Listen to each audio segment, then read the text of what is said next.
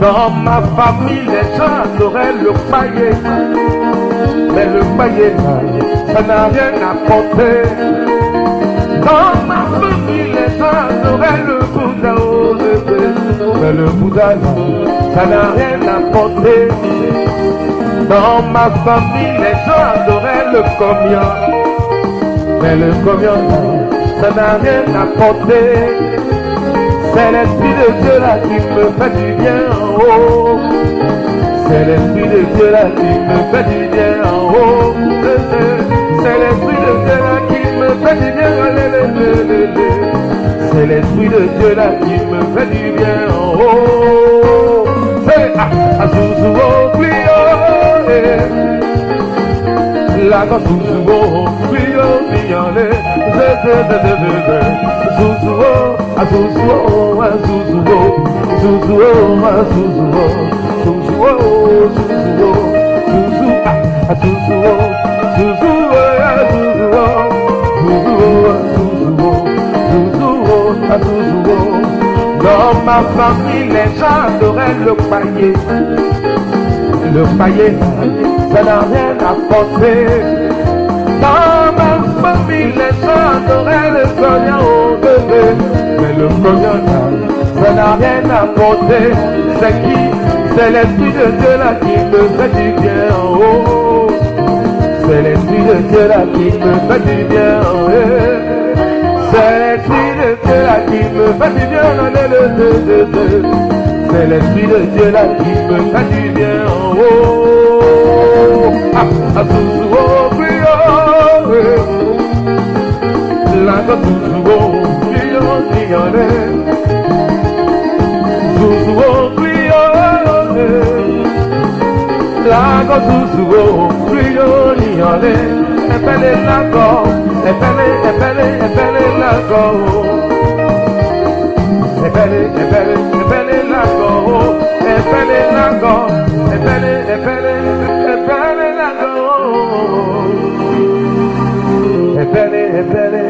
Epele lago. Quand rien ne va chez toi, qui appelait? Quand tout est compliqué, dis-moi, qui appelait? Quand tout est difficile, dis-moi, qui appelait? Même si ton mari te met dehors, qui appelait? Voilà, ton travail est gâté, qui appelait? Tu n'arrives plus à manger chez toi, qui appelait? Suzuo Clio, la gosse Suzuo Clio, mignonne. Suzuo Clio, la gosse Suzuo Clio, mignonne. Epele lago, epele lago. Epele lago. Epele lago. Epele lago. C'est l'Esprit de Dieu là qui me fait du bien en haut. C'est l'Esprit de Dieu là qui me fait du bien en l'air. C'est l'Esprit de Dieu là qui me fait du bien en l'air. C'est l'Esprit de Dieu là qui me fait du bien en haut.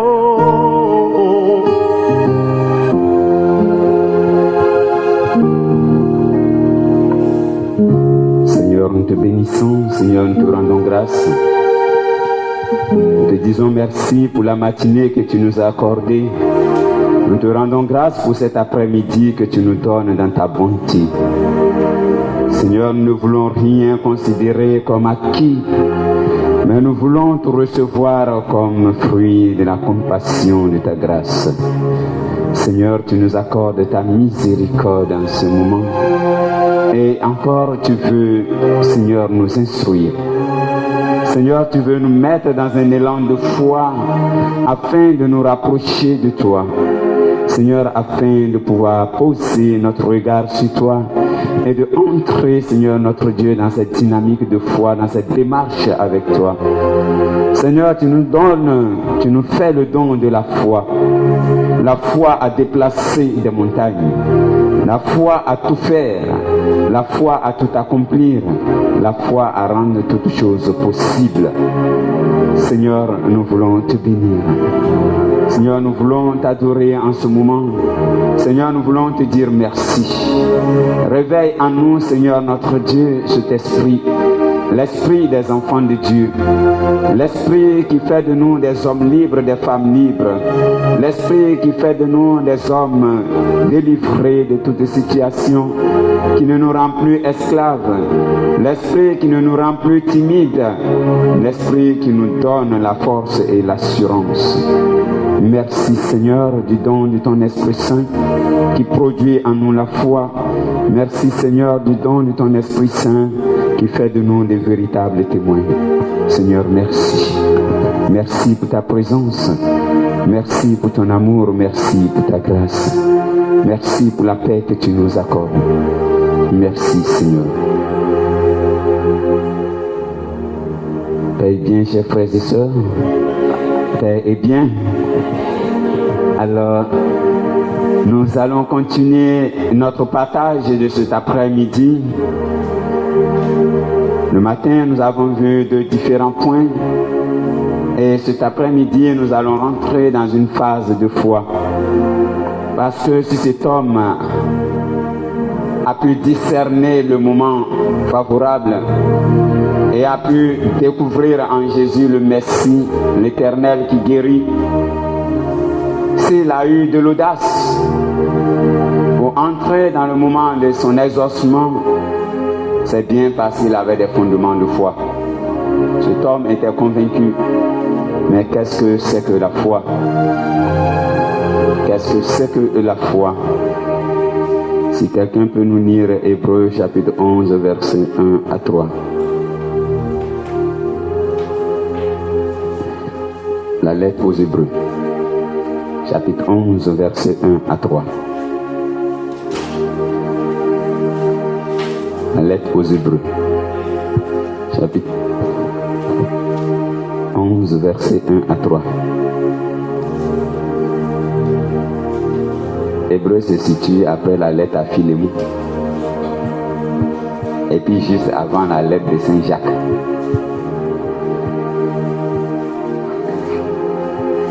Catou. Sommes trop catou. C'est bon, Hébreux 11, verset 1 à 3. Hébreux 11, verset 1 à 3.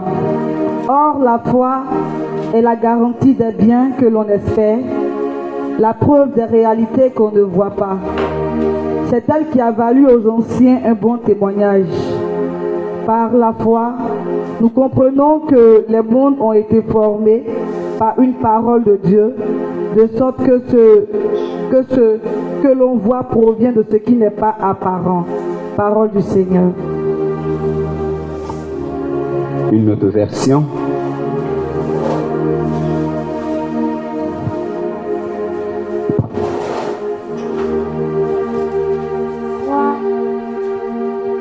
Croire en Dieu, c'est une façon de posséder. Croire en Dieu, c'est une façon de posséder déjà les biens qu'on espère. C'est être persuadé que les choses qu'on ne voit pas existent vraiment. Quand on donne nos ancêtres en exemple, c'est à cause de leur foi. Nous croyons en Dieu, alors nous comprenons que sa foi a créé le monde. Ainsi, les choses qu'on voit ont été faites à partir des choses qu'on ne voit pas. Parole du Seigneur. Nous rendons grâce à Dieu. Une autre version, lecture. Tob.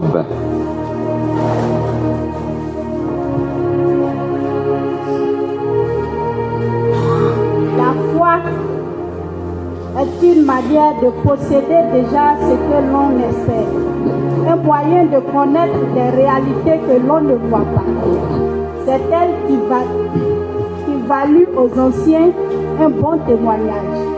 Par la foi, nous comprenons que le monde ont été organisés par la parole de Dieu. Ils sont sûrs que le monde visible ne prend pas son origine en des apparences.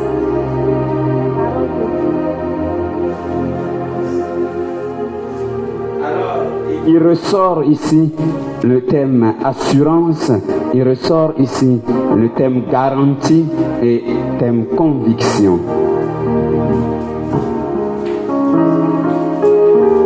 Ça veut dire que tout ce que nous avons dit de cet homme, de ce texte lépreux, je peux l'appeler comme ça, tout ce que nous avons dit de lui a été mu par cette force invisible qui était au fond de lui. Cette conviction, cette garantie, cette ferme assurance que lorsqu'il va paraître devant le Seigneur et qu'il parlera de son mal et qu'il confessera son état, il entrera dans les ossements. Donc la foi part de la parole que nous entendons.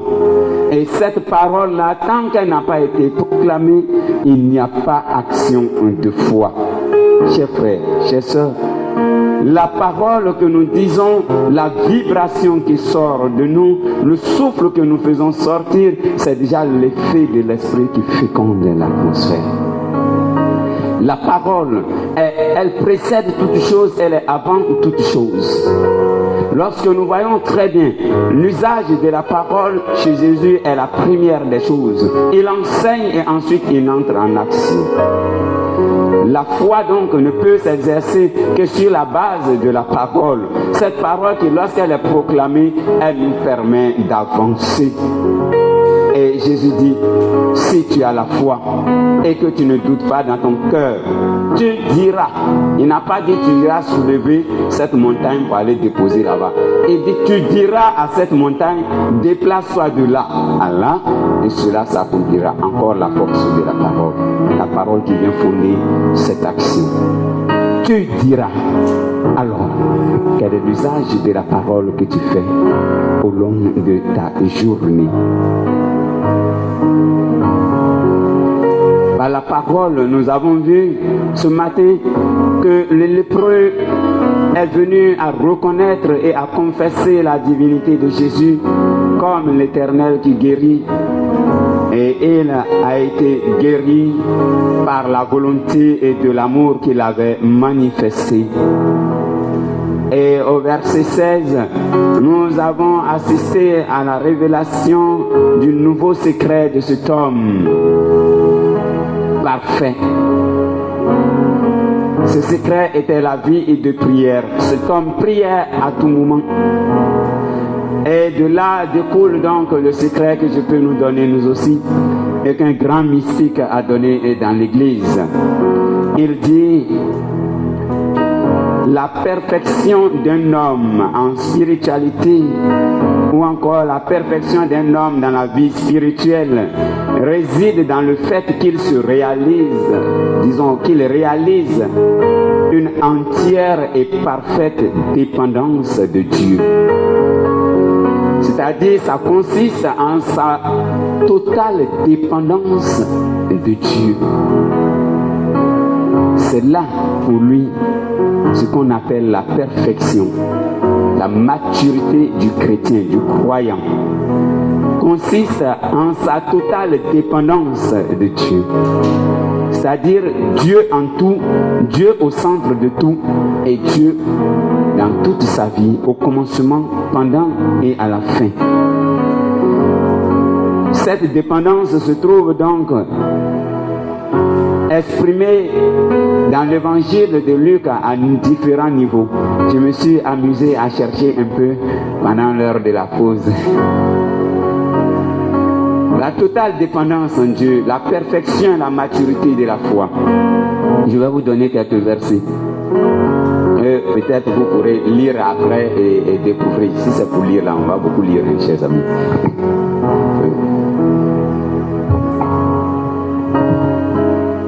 nous prenons seulement l'évangile de Luc, cette dépendance, totale dépendance à Dieu, qui se communique dans la prière, qui se communique dans cette relation d'amour et d'intimité avec Dieu, par l'art de la parole et de la contemplation. Nous avons Luc chapitre 3, verset 21.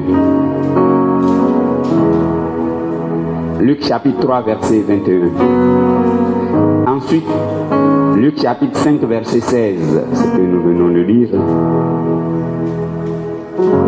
Après, nous avons Luc chapitre 9, verset 18 à 29.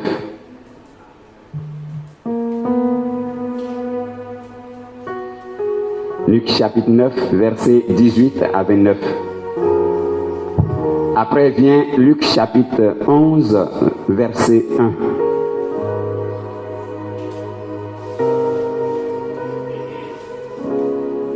Luc chapitre 11, verset 1. Et enfin, Luc chapitre 22, verset 32 à 44.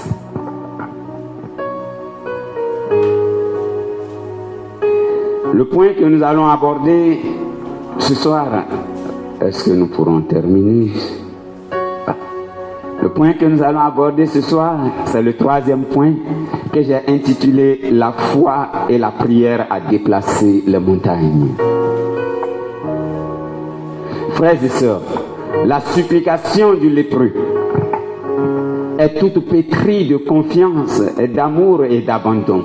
Voici trois qualités, trois valeurs que l'on doit avoir dans l'expression de sa foi, dans son approche quand il va vers Dieu. Confiance, amour et abandon. Et cette supplication montre bien que quand nous nous présentons à Jésus, il n'est pas nécessaire de faire de longs discours.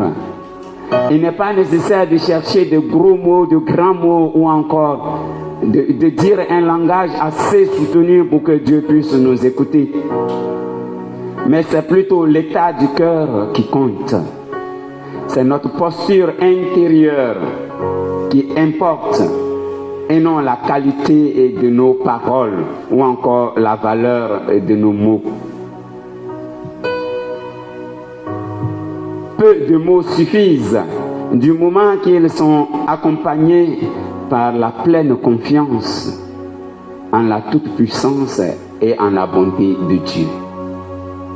Peu de mots suffisent par le simple fait que ces mots soient accompagnés ou soient encore provoqués par la pleine confiance en la toute-puissance et en la bonté de Dieu.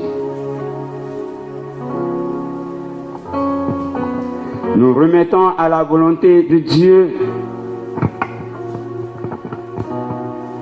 tout ce que nous souhaitons pour nous-mêmes. Nous remettre à la volonté de Dieu signifie en ce cas nous remettre dans son infinie miséricorde pour qu'il accomplisse sur nous ce qu'il voudra. Son plan d'action, son plan qu'il a établi pour nous depuis le commencement. Car Dieu disait donc à travers Sainte Faustine, il n'y a aucune misère de notre monde, il n'y a aucune misère humaine que lui, Dieu, ne puisse effacer par sa miséricorde. Aucune misère humaine ne peut résister à la miséricorde de Dieu. Il n'y a aucun handicap, aucune maladie, aucune infirmité qui puisse résister à la puissance de guérison de Dieu. Jésus est profondément frappé par l'attitude de cet homme, par son expression de foi. Jésus donc se laisse toucher par l'action de cet homme qui vient exprimer cette foi, qui croit et qui est convaincu, qui est fermement établi dans cette confiance que s'il arrive à parler à Jésus de sa situation, s'il arrive à dire une seule parole et que Jésus lui réponde par la parole, lui, il sera purifié. Et il a reçu son pari, chers frères et chers sœurs. Il a reçu à provoquer en Jésus le désir de dire un mot. Pierre dira, tu as les paroles de la vie éternelle. À qui irions-nous? Mais lui, il part à Jésus et il provoque de Jésus une parole. La parole qui sauve, la parole qui le pétrit de nouveau, la parole qui le purifie. L'évangile de Marc souligne que, ému de compassion, voilà pourquoi nous avons lu les différentes versions le matin. Ému de compassion, il étendit la main, le toucha et lui dit, je le veux, sois purifié. Marc 1, 41. Ému de compassion, il a touché les entrailles de Jésus. L'homme est arrivé donc à vaincre Dieu sur ce point, parce que totalement adonné à Dieu, totalement établi dans la confiance en Dieu et totalement donné à la bonté et à la toute-puissance de Dieu. Il arrive à vaincre Dieu. Et donc la prière au-delà de tout discours, chers frères, chers sœurs, la prière au-delà de tout beau discours, de tout échange, de toute communication, est donc une entreprise. Une entreprise à travers laquelle l'homme arrive à toucher le cœur de Dieu. C'est une œuvre si grande que le monde ne peut la contenir. C'est une œuvre si forte qu'elle arrive même à triompher de Dieu. La prière, le discours du cœur avec Dieu, l'élan du cœur envers Dieu. Et cette prière arrive à gagner le cœur de Dieu. Dieu lui-même a dit au départ, si mon peuple s'humilie, il invoque mon nom, moi je l'exaucerai. À partir de ce moment, Dieu s'est lié à toi. Dieu donc s'est plié à toi. Si tu remplis cette condition, si tu adoptes cette position, cette attitude et que tu la vis véritablement, alors tu vas triompher du cœur de Dieu. Si tu arrives à dire comme ce centurion romain, je ne suis pas digne que tu entres sous mon toit, alors tu verras la gloire de Dieu. Si tu arrives à dire comme cette femme syrophénicienne, prends pitié de moi, Seigneur. Les petits chiens mangent ce qui tombe de la table de ce maître. Quelle humilité, quelle foi, foi chez cette étrangère. Voici Jésus qui guérit.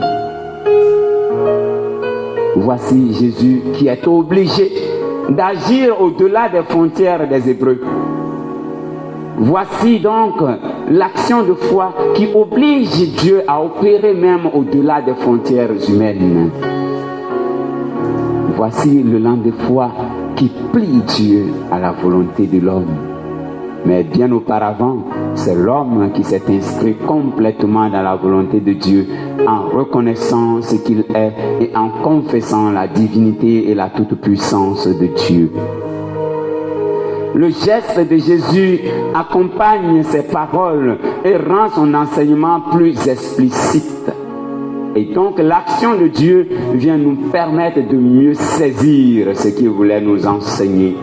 Et Jésus dit, il étend la main, il touche le monsieur et il lui dit, je le veux, sois purifié. Il vient donc concrétiser ce qu'il a dit, ce qu'il a pensé. Chers frères, chères sœurs, la foi ne vient pas de l'extérieur.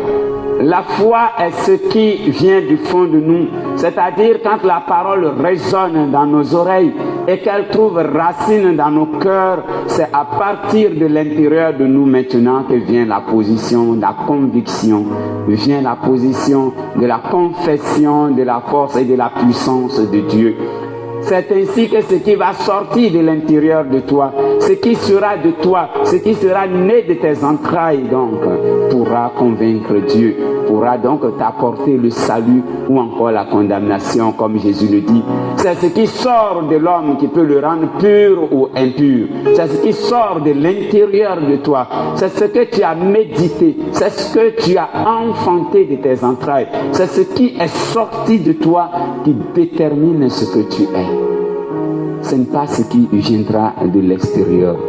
La foi est donc une ferme assurance intérieure de posséder déjà ce que l'on espère. L'espérance n'est pas extérieure, mais c'est une conviction intérieure à nous, chers frères et chers sœurs. Elle vient du fond de nous. Contre les dispositions de la loi de Moïse, qui interdisait à cet homme de s'approcher de qui que ce soit. Lévitique chapitre 13, versets 45 à 46. Jésus étend la main et touche. Il va même à toucher cet homme qui n'était pas encore purifié afin de prendre sur lui la lèpre de cet homme et de le débarrasser de tout ce qui était mal. Jésus n'a pas transgressé la loi, mais il a cheminé la loi vers son accomplissement. Jésus ne se contente pas seulement de guérir cet homme, il le réinsère dans la société. Il le remet sur le chemin de l'observance de la loi. En effet, il faut comprendre ici que la loi est pour ceux qui vivent dans la société. Et cet homme n'était plus sous la loi parce qu'il était hors de la société. Et pour revenir encore vivre selon la loi en société, il a fallu que Jésus le touche, que Jésus parte au-delà des frontières pour qu'il parte maintenant à accomplir cette loi et continuer à vivre selon les prescriptions de Moïse. Alors que cet homme était exclu, rejeté par la société, il n'était plus capable de s'approcher de son frère, de sa sœur. Donc il n'était plus soumis à la loi. Il vivait donc hors de la loi, hors de la ville. Et tout ce qui était prescription concernant le culte ne pouvait s'appliquer à lui, puisqu'il ne pouvait pas entrer au temple. Combien de fois rencontrons-nous un homme pauvre qui vient à notre rencontre et que nous prenons le temps de l'écouter, de poser un regard de compassion sur lui? Telle fut la question du pape François en 2016 lorsqu'il donnait une catéchèse sur ce même passage. Il dit: nous pouvons être généreux, nous pouvons éprouver de la compassion, mais généralement, nous ne touchons pas les personnes qui nous approchent. Nous nous contentons de leur jeter une pièce ou encore ce dont il a besoin pour qu'il puisse s'éloigner de nous. C'est dans ce cadre que le pape disait que le pasteur devait sentir l'odeur de ses brebis. Il devait être proche, partager leur vie, être avec eux, être au milieu de ces brebis, leur dire que même si je ne peux pas apporter grand chose, mais je suis là. C'est là prendre soin d'eux. Frères et sœurs, cet homme avait besoin des regards des autres. Il avait besoin d'être considéré, de se sentir aimé. Il avait besoin de l'attention des autres. Il avait besoin d'un peu de compassion de notre part. Malheureusement, le regard des autres était blessant pour lui. Le regard des autres était un rejet, l'expression d'un rejet catégorique. C'était une condamnation pour lui, un simple regard. Nos yeux sont très souvent comme les miroirs déformants desquels nos proches ne puissent se rendre.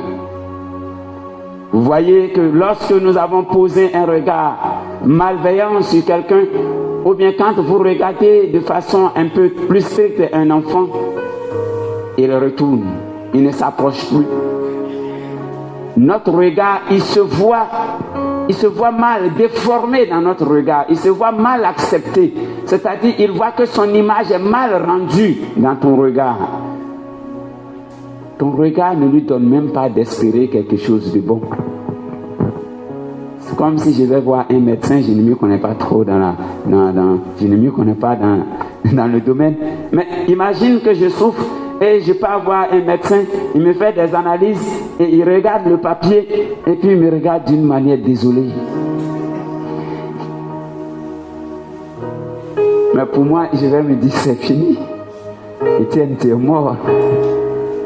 Si le médecin lui-même il me regarde sans courage, il me regarde de façon désarmée, il regarde le papier et il me fixe. Mais imaginez ce qui peut passer dans ma tête.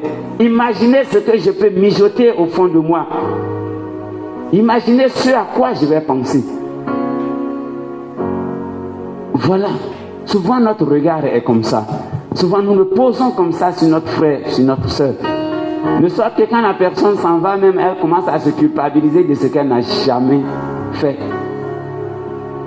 Se dit, mais qu'est-ce que j'ai pu lui faire? Ou bien c'est quand je lui ai dit ça, ou bien c'est quand j'ai fait ceci, ou bien c'est quand elle m'a vu arrêter à telle personne, ou bien c'est quand on ne sait plus. Regardez un peu dans quelle situation nous mettons ces personnes. Que nos regards ne soient pas ces miroirs déformants. Que nos regards soient purifiés. Que nos regards soient des regards qui relèvent l'autre. Que nos regards soient des regards d'amour.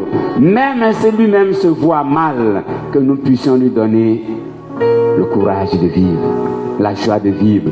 Que nous sachions lui communiquer à travers le regard. Lui communiquer qu'il y a bien une raison d'espérer. Il y a bien une raison de vivre, chers frères, chers sœurs.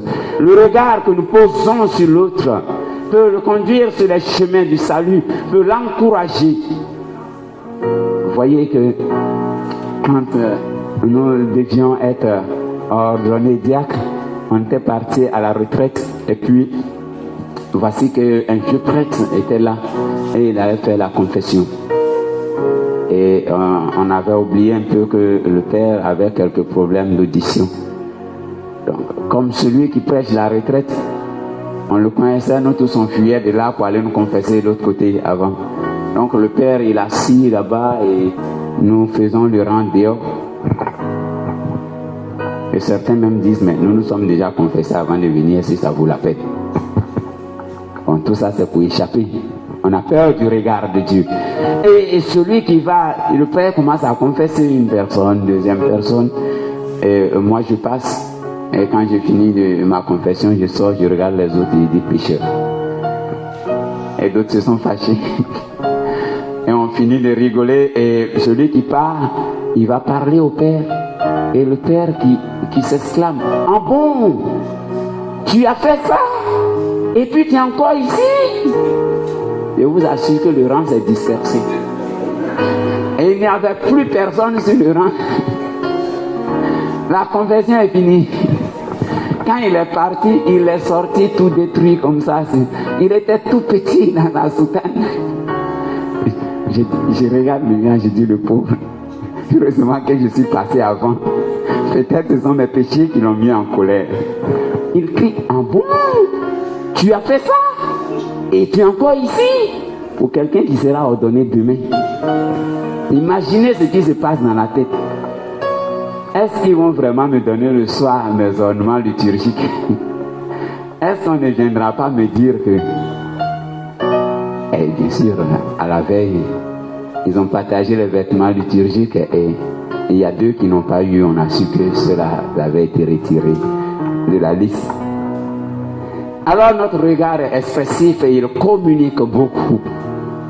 Poser un regard de compassion sur quelqu'un lui redonne la vie, lui donne d'espérer, l'encourage, lui donne d'approcher les autres, lui donne la force de recommencer, de partir à zéro et de savoir que le but qu'il recherche existe bel et bien.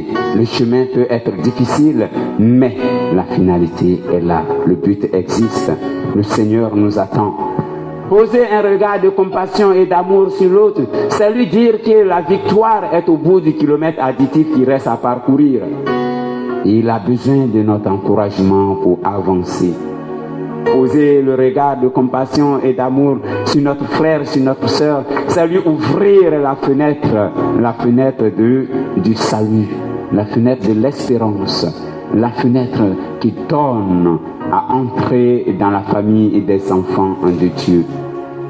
Frères et sœurs, que nos regards soient limpides et simples, que nos regards soient transparents, que nos regards nous permettent de nous approcher les uns des autres et de faire chemin ensemble pour découvrir la miséricorde de Dieu. Cet homme a quêté la miséricorde de Dieu et lorsqu'il a pu entendre cette voix de Jésus-Christ, il a su se débarrasser de sa lèpre, ce qui faisait obstacle jadis à quitter son corps.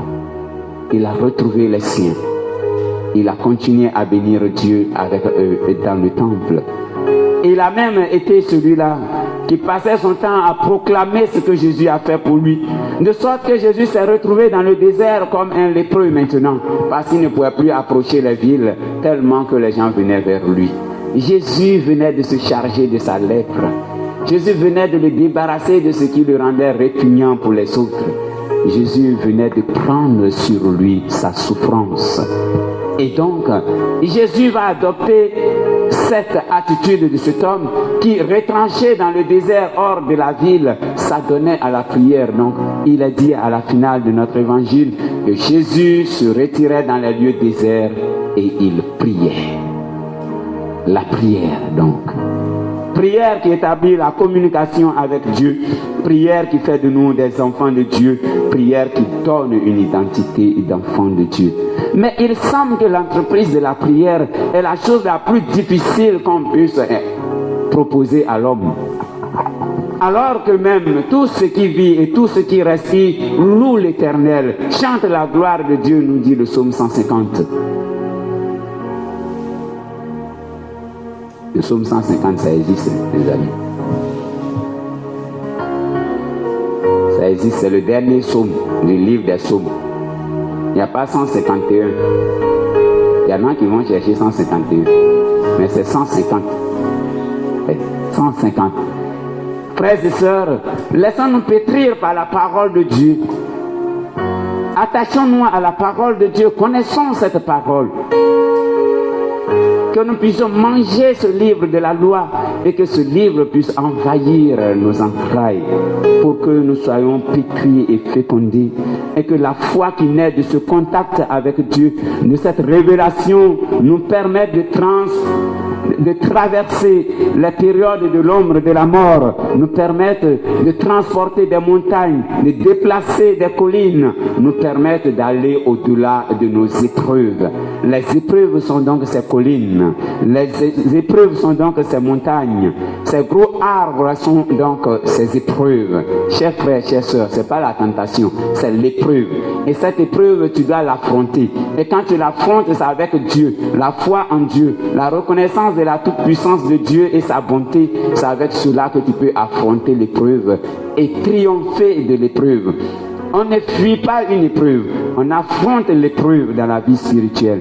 On l'affronte avec Jésus, on l'affronte avec la foi, on l'affronte avec la conviction, on l'affronte donc avec espérance afin d'arriver à bout de l'épreuve. Parce qu'après l'épreuve se trouve la consolation. Après l'épreuve se trouve l'élèvement. Après l'épreuve se trouve donc la bénédiction et la grâce.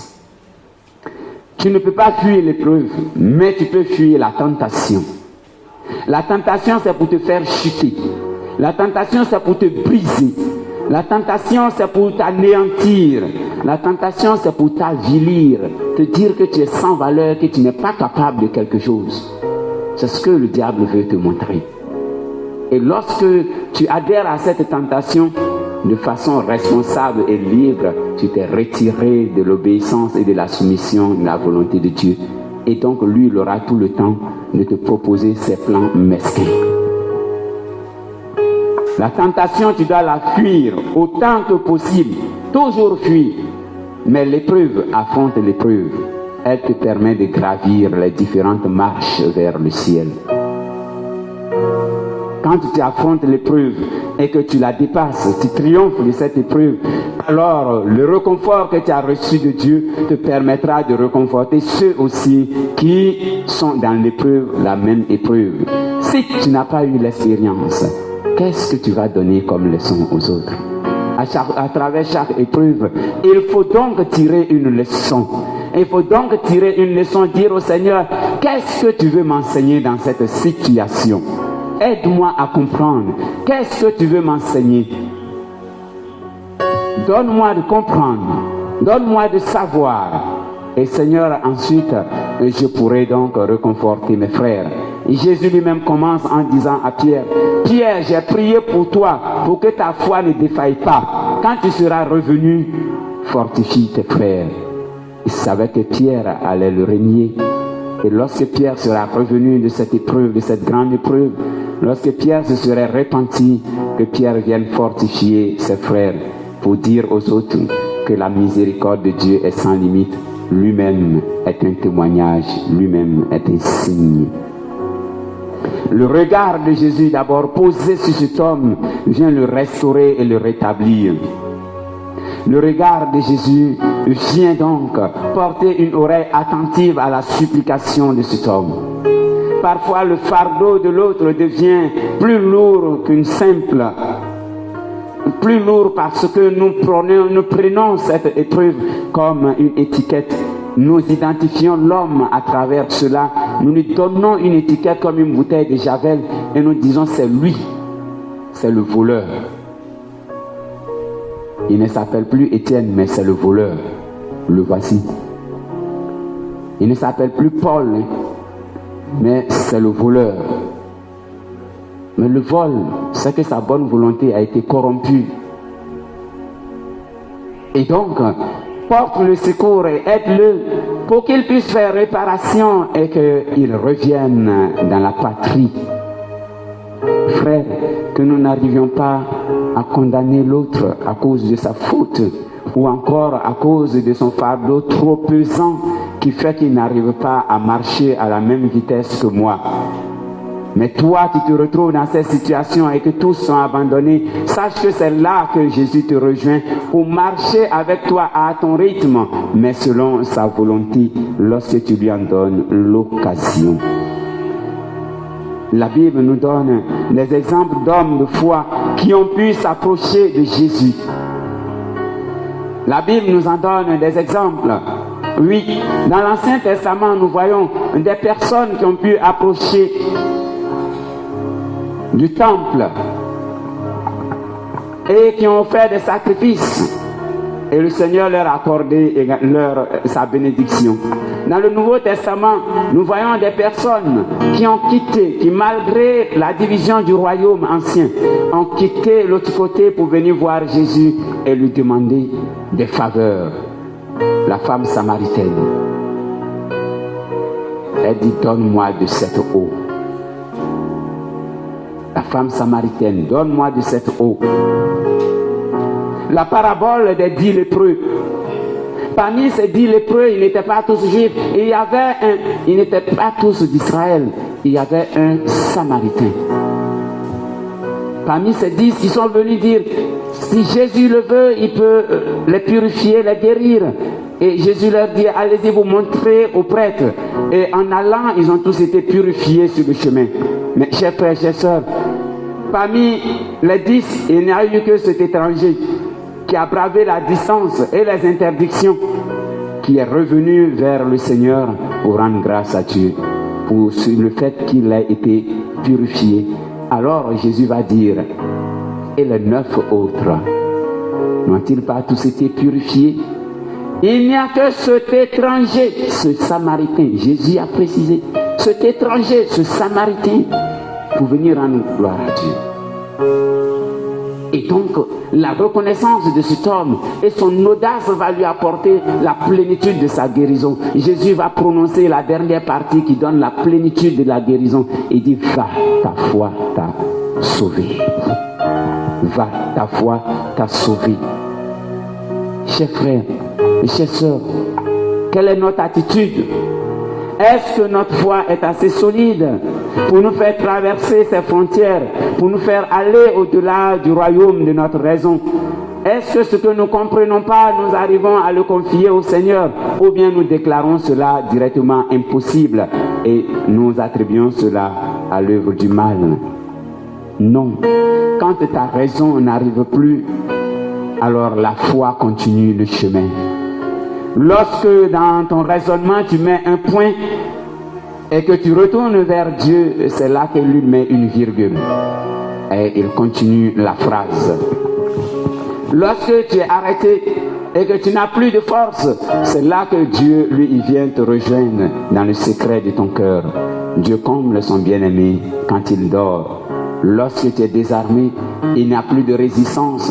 Lorsque tu es détendu, tu t'es adonné, tu as résigné, donc tu as laissé tomber le combat, c'est là que Jésus vient et dit plus de résistance.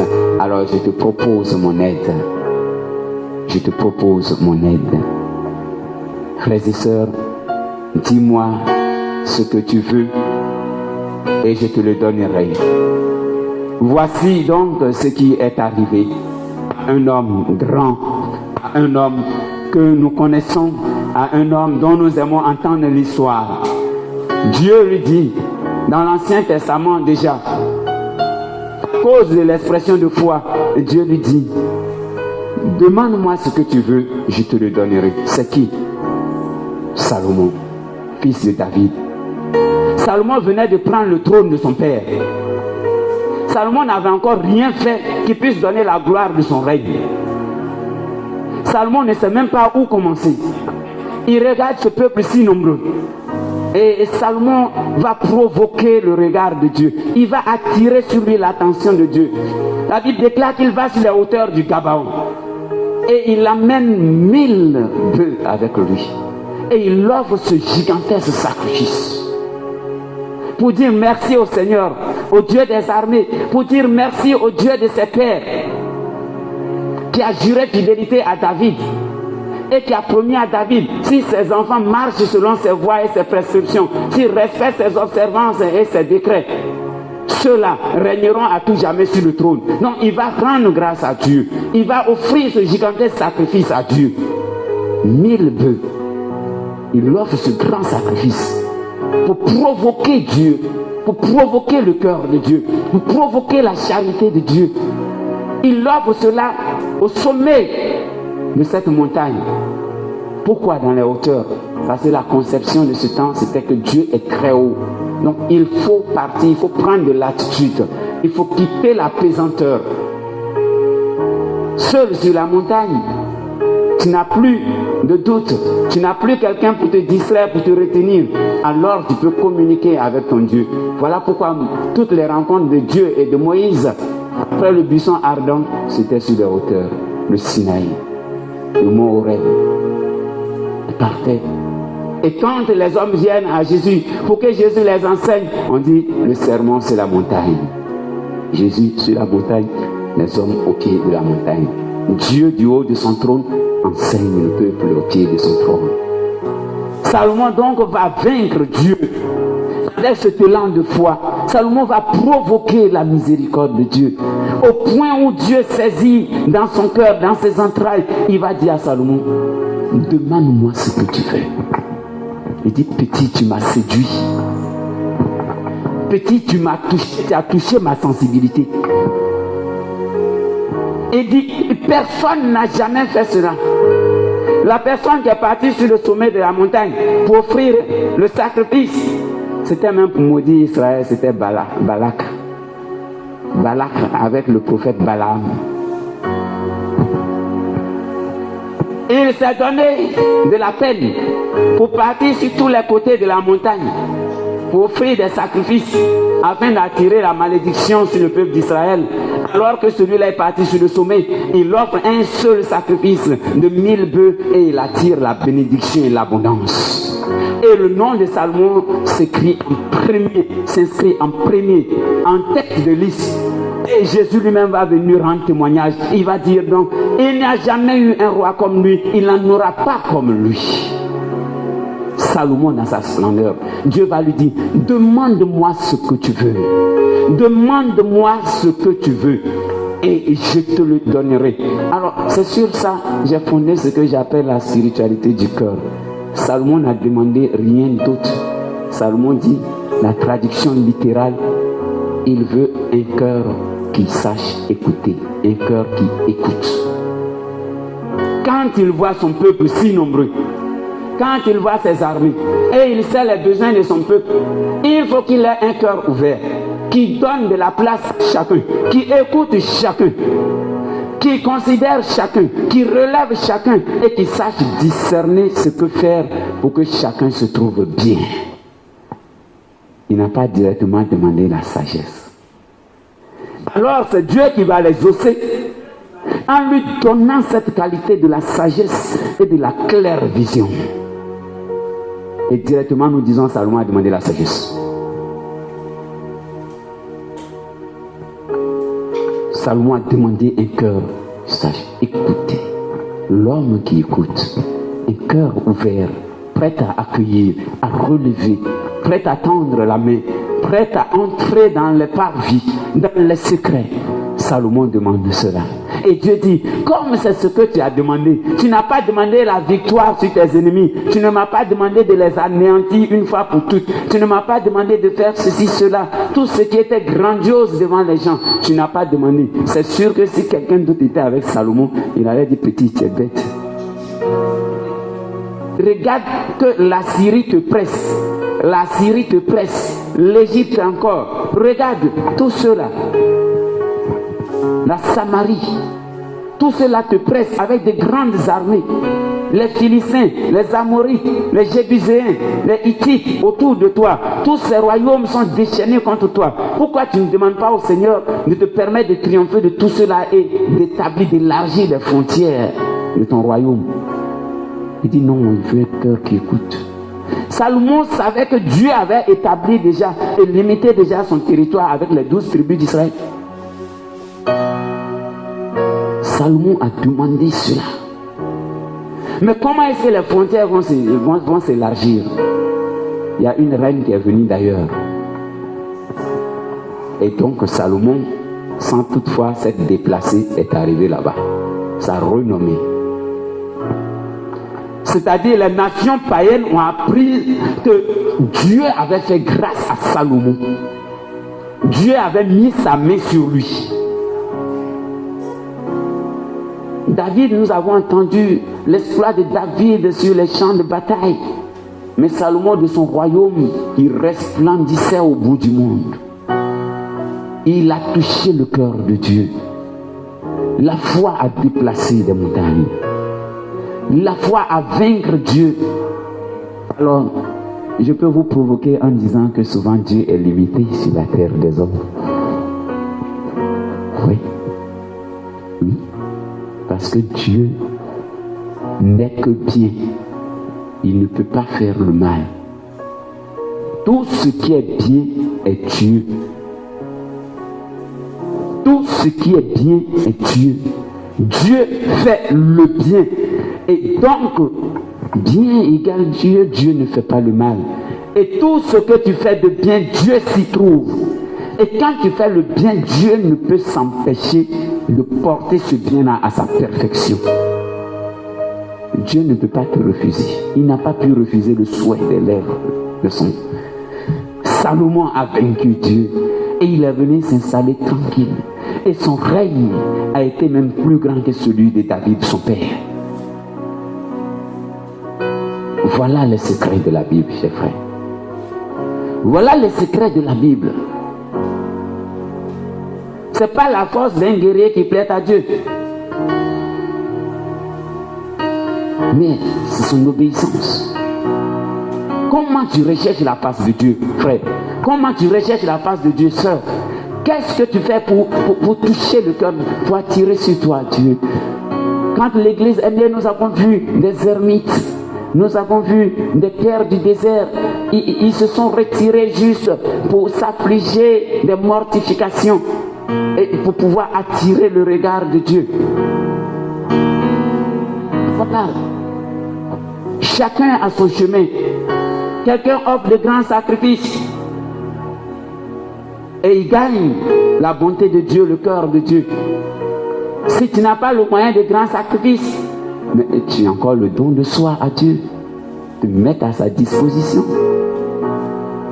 Chacun peut gagner le cœur de Dieu dans son état de vie avec ce qu'il a et ce qu'il est. Ne fais pas comme les autres. Fais comme Dieu t'inspire, parce que c'est à partir de là qu'il veut te bénir. Ce que David a fait, Saül ne l'a pas fait. Ce que Salomon a fait, David ne l'a pas fait. Et chacun évolue. Moïse a marché un moment. Après, Josué a fait la suite. Élie est venu. Élisée, Jérémie, Ézéchiel, Amos, Sophonie, Joël, Osée. Tout cela, chacun est venu, chacun a joué son rôle. Chacun avait sa place. Et donc, pourquoi dans nos familles, on se lève l'un contre l'autre et chacun veut occuper cette place particulière et à cause de ça, la famille devient un terrain mystique pour la guerre. Chacun a sa place. Il est donné à un d'être riche, à l'autre d'être moins riche. Dieu ne crée pas la misère. Moi, je n'aime pas le misérable. Il a donné à un d'être compétent. Peut-être en matière de réflexion, d'être fécond en imagination, donc il crée les choses. Il est donné à l'autre d'être assez pratique pour compléter cela, pour mettre cela en. Même parmi les apôtres, Pierre était comme le visage de la sagesse, de la maturité. Jacques et Thomas étaient pratico-pratiques. Thomas dit, si je ne vois pas, il ne croit pas. Jacques dit, si toi là, si tu n'agis pas là, c'est que ta foi est morte. Mais Jean, lui, se plaisait dans les hauteurs un peu rêve là. Il met son oreille sur le cœur de ce monsieur pour entendre bas. C'est qui va te livrer? Mais regardez, ce sont ces trois représentants que Dieu choisit. Jacques, Pierre et Jean. Qui comprend la transfiguration? C'est Pierre qui saute. Il dit, Seigneur, c'est bien d'être ici. On va faire 3 tentes. On va rester ici. Quand Jésus est ressuscité, c'est Jean qui dit, c'est le Seigneur. Le voici. Et Jacques lui vient dire, mais si ton frère vient à toi et dit qu'il est malade, il ne faut pas lui dire seulement que tu vas prier pour lui. Il faut lui donner à manger, mets-le au chaud, soigne-le et ensuite prie pour lui, fais-lui une onction d'huile et le Seigneur agira. Ce qui est en ton pouvoir, fais et laisse Dieu ajouter sa part. Dieu vient féconder cela. Qu'est-ce que tu fais pour gagner la faveur de Dieu? Qu'est-ce que tu fais pour vaincre Dieu? Ta foi a déplacé les montagnes. Personne ne les exercera pour toi. C'est toi. C'est toi encore. Qu'est-ce que tu fais? Tu es là, tu cherches une position bien, mais tu ne cherches pas avec les qualités et les dons que le Seigneur t'a donnés, mais tu cherches plutôt à détruire les autres afin de pouvoir immerger. Tu veux faire quoi? Qu'est-ce que tu veux faire? Est-ce là ta mission?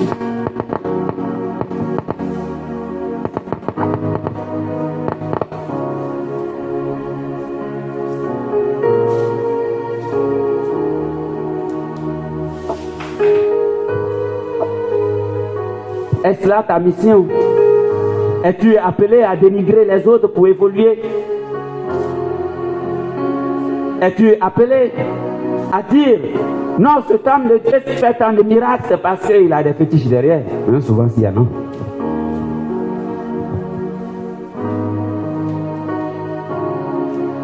Cette affaire de Dieu, c'est terrible, mes chers frères. Et comme Dieu est si patient, souvent on fait beaucoup de choses qu'on lui attribue. Et comme les chrétiens sont innocents, ils croient et Dieu opère pour eux. Mais toi, tu connais et tu sais. prononce pas. Dieu va opérer, c'est vrai. Même si tu as vu Étienne en train de faire quelque chose, aujourd'hui il est en train de parler, écoute ce qu'il dit. Quand cela va rencontrer ton élan de foi, le miracle va s'opérer dans ta vie, mais pas dans la vie d'Étienne. Il n'est qu'un simple canal. Un simple canal. Il n'est qu'un simple canal. Alors les dons que nous avons reçus, si nous ne les exerçons pas, mais ils seront morts. Ces dons-là ne disent pas notre degré de sainteté. Ces dons-là ne disent pas la qualité de nos relations avec Dieu. Ce n'est pas par ta sainteté personnelle que tu as acquis ce don, mais c'est pour l'édification du peuple de Dieu. Et c'est pour ta propre sanctification. Par l'exercice de ce don, tu es au service de Dieu. Et donc, tu dois te conformer à certaines prescriptions, certaines lois, à certains exercices spirituels, certaines pratiques religieuses, pour que tu sois de plus en plus juste devant Dieu et que Dieu te bénisse pour cela. Et comme tu seras fidèle à être son élément, donc à être son canal pour les autres, par toi, il va bâtir un peuple nouveau, il va sauver des vies. C'est un simple canal. Le don que tu as reçu, ce n'est pas lié à ta sainteté personnelle. Paul dit, si l'amour manque, je suis une cymbale retentissante. Frères et sœurs, la foi a déplacé des montagnes. Je voudrais que nous retenions cette action de Salomon. Salomon qui a posé ce grand geste et s'est vu adresser la parole de Dieu directement. Et Salomon va réfléchir et donner réponse au Seigneur. Toi qui cries vers lui, toi qui fais des bonnes œuvres, toi qui recherches la face de Dieu, toi qui fais tout pour gagner son regard et son attention, toi qui veux que Jésus arrête son cortège messianique à ton niveau, pour te poser la question aussi comme Salomon. Demande-moi ce que tu veux, je te le donnerai. Si cette parole vient à s'adresser à toi aujourd'hui, qu'est-ce que tu vas lui donner? Quelle est ta priorité? Il faut hiérarchiser tes demandes, tes besoins. Quelle est ta priorité? Si tu as pu crier comme Bartimée sur le chemin et qu'il te dit que veux-tu que je fasse pour toi, qu'est-ce que tu vas dire? Quelle est ta priorité? Tu vas demander une voiture alors que tu n'as pas encore le permis de conduire. Soyons raisonnables dans nos demandes quand même. On prend, on dit on veut la Land Rover, autobiographie, mais tu n'as même pas encore attestation d'identité pour commencer à faire permis. Sois réaliste quand même. Et si Dieu ne te donne pas la voiture et tu donnes l'occasion d'acquérir une maison, vas-tu te fâcher? Dormir dans une maison en paix où personne ne vient te dire donne-moi le loyer. Et puis rouler une grosse voiture et le lendemain on te réveille, donne-moi mon argent. Paix et joie. Quand Dieu te bénit, il ne s'arrête pas en route. Quand Dieu a dit, il accomplit. Si tu veux, il faut trahir l'alliance. Mais ce qu'il a promis va s'accomplir. Mais sache aussi que le temps viendra où tu payeras la conséquence de ta trahison. Et c'est comme ça. Quand il dit, la parole ne retourne pas à lui sans avoir accompli ce pourquoi elle a été prononcée. Dieu ne parle pas en vain. Et donc, ne dis pas le nom de Dieu en vain. Dieu ne parle pas en vain. Ne dis pas le nom de Dieu en vain. Mon dernier point, quelle est ta référence pour être sauvé?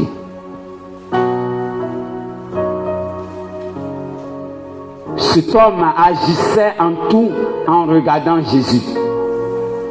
Il a observé autour. Il a vu que des foules de malades et de possédés étaient amenés à Jésus. Et juste après le texte de son témoignage, vient après le verset 16, la guérison d'un paralytique. Mais il a vu tout ça. Et dit, mais mon point de départ, c'est Jésus. Et mon point d'arrivée sera Jésus. C'est en lui que je peux tout. Je peux tout en celui qui me fortifie. Tournez-vous vers moi et vous serez sauvés, vous tous lointains de la terre.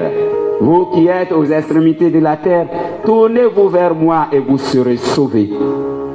Où que tu sois, quelle est ta référence?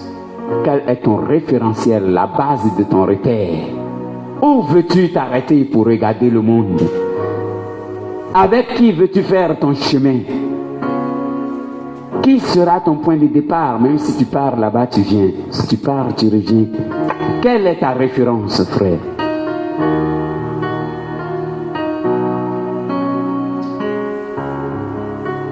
En effet, c'est moi qui suis Dieu.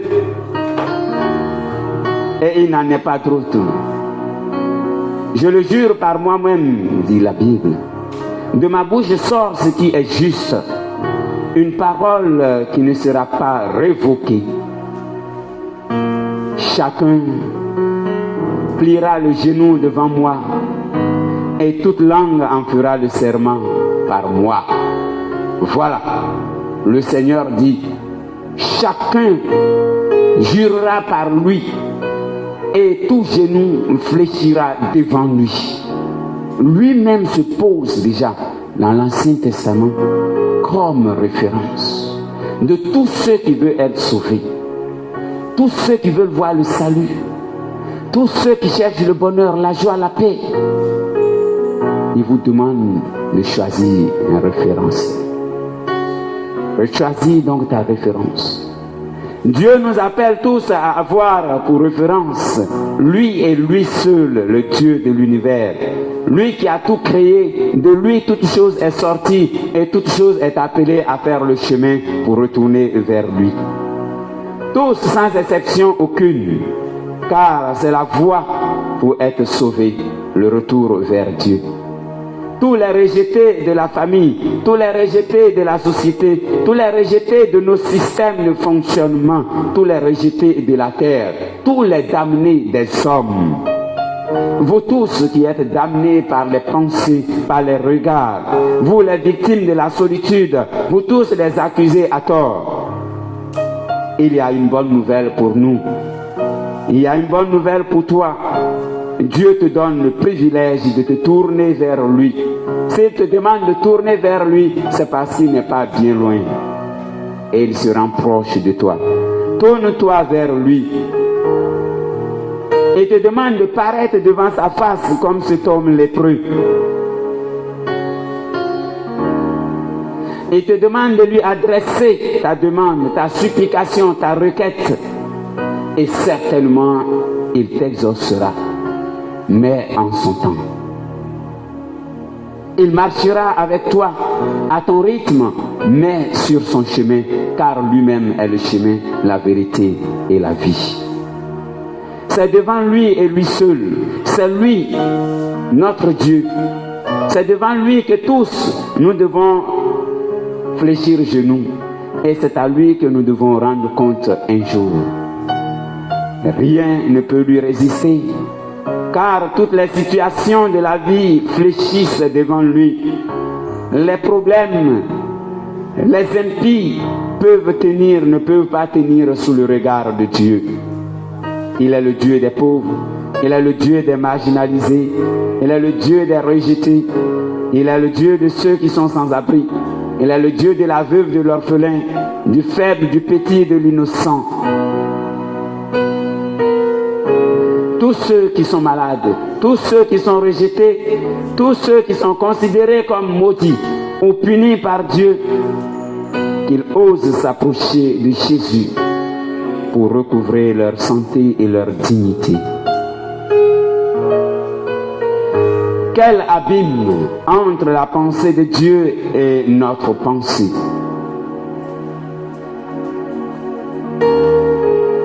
Il dit, vos voix ne sont pas mes voix, vos pensées sont loin d'être mes pensées.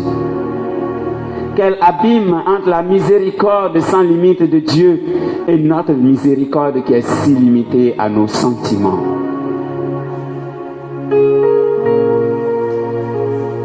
Dieu a bien raison de se poser comme la référence pour tous ceux qui veulent être sauvés.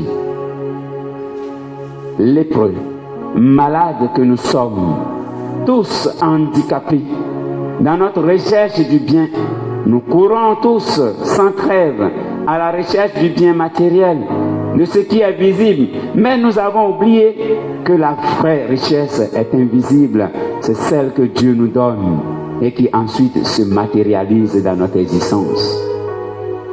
À qui allons-nous recourir? Vers qui allons-nous crier? Qui sera notre secours dans ce monde qui est de plus en plus hostile à l'idée de Dieu? Dans un monde malade et fou. Jérémie nous dit, le monde est malade. À qui nous allons recourir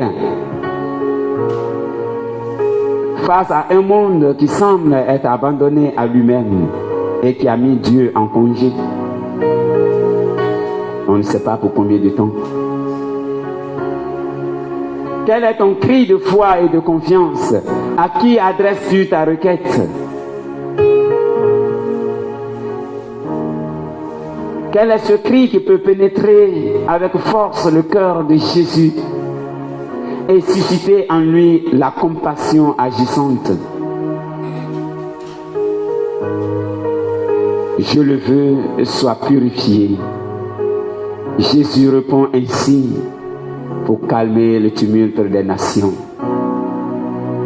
Quand Jésus parle, cela s'exécute. Quand Jésus dit pour le lépreux, alors il devient purifié.